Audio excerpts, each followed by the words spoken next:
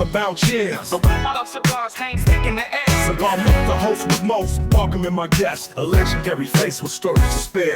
A thousand men that bring tales untold. In the smoky haze, connections unfold. With a puff of smoke, a bond is made. No time to waste, let the memories cascade. Making connections, sharing life's sweet grind. From childhood whispers to dreams intertwined. A conversation. All right, family. How's everyone doing out there? Once again, it's your guy, Cigar Mick. We are walking the floor out here at TPE 2025. Stepped into the JC Newman booth, all right, and got to meet my man right here, Mr. Bobby Newman himself. Bobby, how you doing today? If I was any better, Cigar Mick, I would be you. We appreciate you coming in to visit us. Outstanding. And this is a replica where you're standing, and behind me is a replica of our factory. It's a 100,000 square foot factory. Wow. Cigar factory, the last working cigar factory, traditional cigar factory in the United States. We're in Tampa, Florida, Ybor City. We make 65,000 cigars a day. Wow. We have hand cigar making classes 3 days a week. Really? Tobacco tasting classes, and I hope you and all of our friends, our cigar aficionados, or even if you don't smoke cigars, if you love history, yes, you will love our story. And as you look above us, Cigar Mick, this is our 130th anniversary. Wow. And unless you're Native American, we all came from someplace. Absolutely. And Grandpa JC started our business in May of 1895. He had just turned 20 years old. The reason my brother and I own the factory. We're third generation. Okay. We have a fourth generation now. Nice. Thank goodness, and to take over, because no one gets out of this world alive, as you know, Cigar Mick. So true, so true. Yes, sir. I mean, that's a lot of history right there, right? 130 years. I mean, it is, and most of those years have been very challenging years in our industry as well. Yes. Yeah, we survived the First World War, because what happened, the United States sent over 3 million soldiers to help defeat and win victory for the Allies in 1917. So the Red Cross, most people don't know this, but the Red Cross, well, let me back up. In 1916, 80% of American males in the United States smoke cigars. Really? Population was about 130 million people. Today we're like 340 million. Sure. So what happened, the Red Cross sent to all of our soldiers, they were called doughboys back then. The Red Cross sent cigarettes to them. Okay. So this whole 3 million soldiers and men, American men, went over in World War I. They left as cigar smokers. They left the United States. They came back as cigarette smokers. Wow. Okay. Because as you know, with cigars you don't inhale. Yes. With cigarettes you do, and yes, it's a different feeling. So we survived that. We survived the pandemic in 1918. By the way, which killed probably 40 million people in the world. Sure. We survived World War II. We survived the Cuban embargo.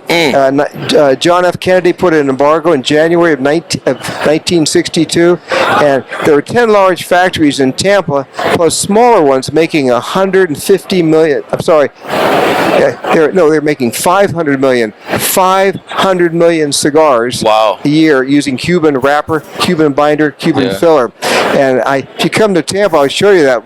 We have old signs, billboards that say, Tampa, fine cigar capital of the world, where 500 million cigars are made a year. If you can imagine that. Yeah. So when the Cuban embargo came, it broke the back of the industry, and the survivors were 3 companies, JC Newman, Arturo Fuente, and when we've been their partners for the last 39 years, and then a company called Hava Tampa, which is now it's owned by Imperial Tobacco Company, and it's been moved to the Dominican Republic. It's a lower value cigar. Sure. Okay. Well, I mean, that's a lot, and you carry all of that around in your head. That's pretty awesome. We export to 95 countries, and we go. The biggest trade show for premium cigars is in Dortmund, Germany, and it's outside of Dusseldorf. And that's the people interviewing me. And I said, listen, my wife is here, and I said, if I talk too much, just go like that. We make we do a lot of broadcasts and speeches. Sure. So if I do that, I'm telling you, just do that. No, that's beautiful. But I mean, the history, like I said, is incredible. So JC Newman was actually, you said it was your grandfather? It was my grandfather. How about that? He came over from the Austro-Hungarian Empire. The reason his mother, our great-grandmother, we have a great great museum in our factory. This is a tiny replica of it. And there's a picture of our great-grandmother. Let's take a look. And yeah, come on in. And I love the name, A Puff a Minute. Very cool. She looks like a Russian shot putter. How about that? So there's Grandpa JC, and there's four sons and two girls, two sisters, and great-grandfather, great-grandmother. The reason they came, if you love history, you'll appreciate this. The reason they came to the United States is because the Austro-Hungarian Emperor was taking all the males 13 and up into the army, and the slaughter rate was 80%. Oh boy! Very similar to what Putin is doing now in the Russian-Ukraine war. Okay. And they came and they settled in Cleveland, Ohio. Had the largest enclave of Hungarians. And this is their original home. Really? That's where in 1888. Of course, it's long gone. And if you like baseball, for the baseball fans, this is the land sits where the Jacobs Fields is. Oh, really? The Cleveland Indians, now the Cleveland, I guess the Guardians. But of course, the Indians, we obviously don't own the land. Sure. Otherwise, we have our own private plane. It's called United Airlines Southwest. Otherwise, we'd have our own plane if we had the property. But each of this area, 1895 to 1953. Wow. Okay. So 1953, Grandpa JC moved to us, and I was 3 years old. So now you know how old I am. Okay. Yep. So this is Dad. So Grandpa JC moved us to the Napa Valley of the cigar industry. So Tampa, back from 1886 until the embargo, 1962, was what Napa Valley is to wine, or what Disney World is to Orlando, or what automobiles are to Detroit. Yes. It had this tremendous bearing on the industry. So this is Dad. He died at the office. He was 90 years old. Okay. My father, we're very proud. He was a mechanic on a B-24 Liberator. Really? Those big radial engines. Yeah. And he wanted to go overseas. And the reason I'm here and my brother are here is because of our great-grandfather and great-grandmother, and of course, and my dad. So Grandpa JC died. He was just turning 83 in 1958, and he died in his office. Okay. And Dad took over, and Dad died in my brother's office. He was 90 years old and 12 weeks. So now our retirement program is we work till we drop dead. There you go. So I'm familiar with that program. So, absolutely.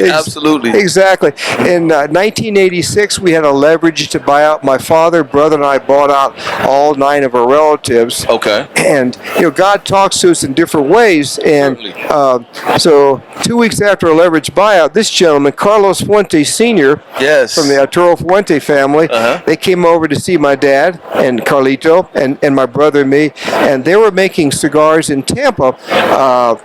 They were making 3 million cigars a year on the same type of these old machineries that we still use. Okay. And Carlos, the Fuente family, had been in Nicaragua. They got burned out by the Sandinistas around in the late 70s, and no insurance. And so he moved to Honduras, and he had electrical fire, and they lost everything. Wow. No insurance. He came back in 1980, and they went to this new place called Dominican Republic, and started all over again. Wow. So we've been their partners. We sell their cigars with a joint sales force in the United States, and they make all of our Dominican cigars, which are like the beautiful Diamond Crown, the Diamond Crown Julius Caesar, the Diamond Crown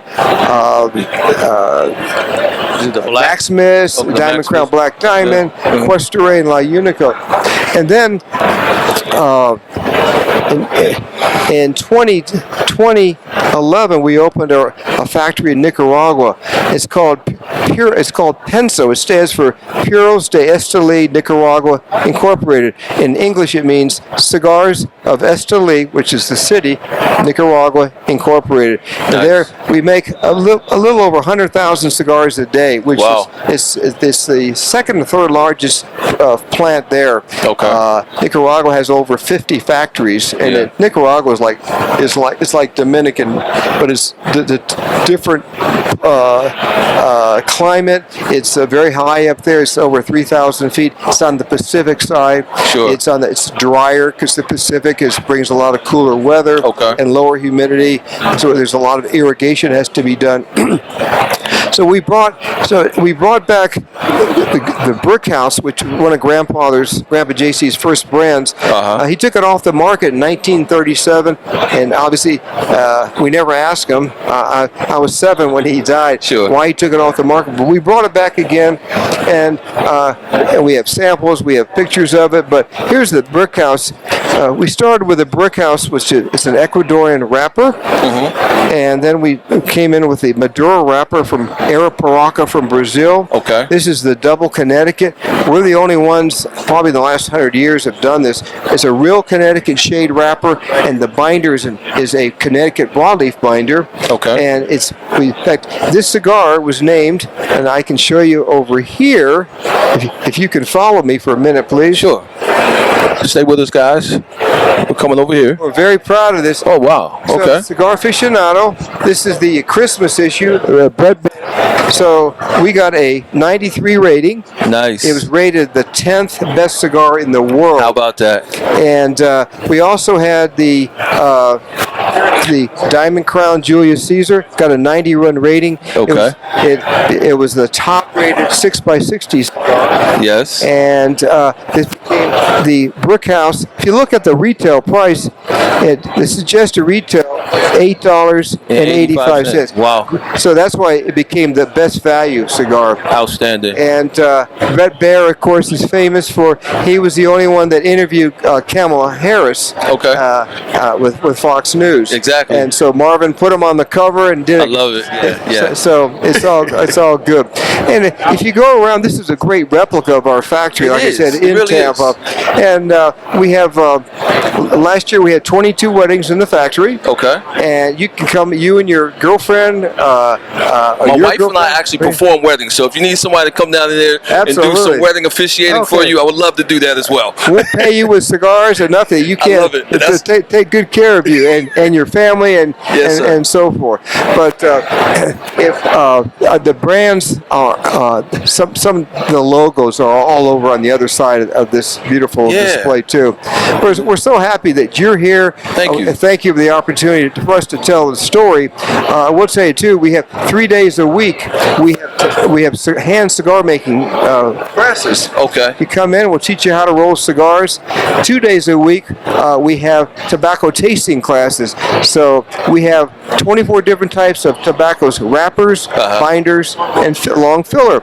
And you can. It's like a bourbon tasting or a Scotch tasting or a wine. There's no right answer because you may pick out just like if we were to you're smoking a cigar, you can pick something you may feel hints of oregano or cinnamon or whatever. There's no right or wrong answer. Yes. It's a beautiful industry. The people in it are wonderful. COVID was a disaster for the world. Absolutely. COVID brought in hundreds and hundreds of thousands of new cigar consumers, not only to the United States, but also to all over the world. Who knew that COVID, we were all scared to death, who knew people would stay home, smoke cigars, and drink. Whiskey, beer, wine, whatever. Exactly. And and there's my good friend Mitchell Hirsch. And Mitchell, this will be over in about 2 minutes. Will you please not leave? He is one of the smartest men, not only in our industry, but one of the smartest men I've ever met. And I love Mitchell because when you leave him or you talk to him, he tells it like it is. And I appreciate that, Mitchell. It's high praise. That is a very big compliment from you, and I do appreciate it. But we do think the same. And I don't think you knew my father, but my father and Joe Arango were very, very good friends. And our original store in Illinois was 8 blocks from Marengo. I'd never heard this story. It's all true. So, and he was the same age as the Orangos and Mike. Remember, I went to Mike Gold's bar mitzvah. Oh my God! I went through every grade with him. So, I mean, he's a friend of mine. In fact, he was the first guy I told him. I said, I'm going to go in the cigar business after my first career. And he goes, oh, don't do that. That's a bad idea. I said, you know I'm going to do it. He goes, it's a bad idea. I said, it'll be okay.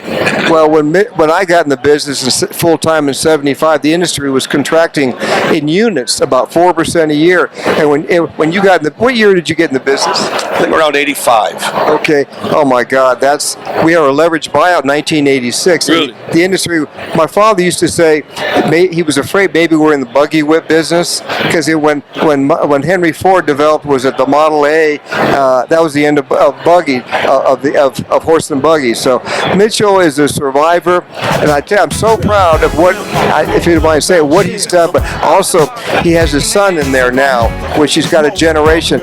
My father used to say, no one gets out of this world alive. Mitchell his son is much better looking and not quite.